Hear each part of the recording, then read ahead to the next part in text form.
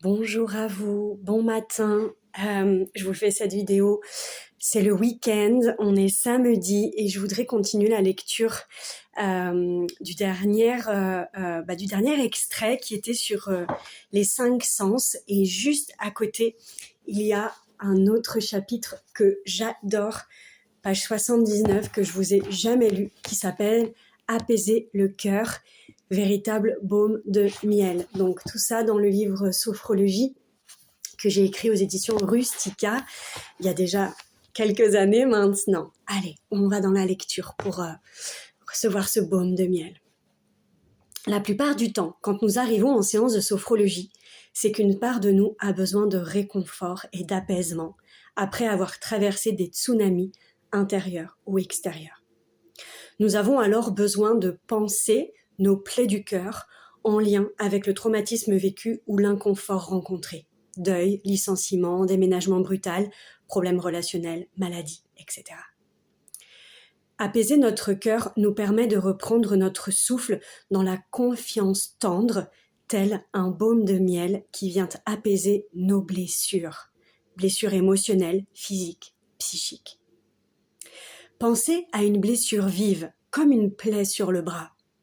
Celle-ci a besoin de baume ou de crème apaisante, cicatrisante, afin de l'aider à cicatriser, que les tissus de la peau retrouvent leur souplesse, leur fluidité et leur force. Eh bien, il me semble que c'est la même chose pour les plaies émotionnelles. Il est précieux d'y poser notre regard, notre attention délicate et bienveillante, très tendrement, afin d'y appliquer ce baume de miel. Je fais une petite aparté dans ce livre en expliquant que le mot baume de miel, il est en référence à un très joli conte écrit par Nathalie Robin, qui est encore non publié, mais c'est un conte que j'ai lu, qu'elle m'a fait lire et qui est absolument magnifique et bouleversant, d'une femme qui traverse le désert et oh là là, je vais pas en dire trop parce que c'est son conte et il n'est pas encore publié. Mais néanmoins, ce baume de miel, ça vient vraiment d'elle, Nathalie Robin. C'est une manière d'aider le tissu émotionnel à se reconstruire sur des bases plus saines et sereines. La détente nous y aide beaucoup, ainsi que les images ressources de bien-être, de cocon, d'enveloppement ou de soins.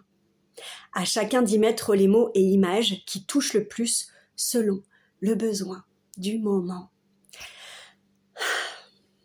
Une bien bonne respiration que de s'offrir ce baume de miel, cette tendresse pour soi, de se serrer fort toutes les fois où émotionnellement on est remué. Il n'y a pas que le corps physique qui a mal, notre corps émotionnel aussi peut parfois être bousculé. Et la sophrologie nous aide beaucoup à prendre soin aussi de tout ce champ émotionnel en nous.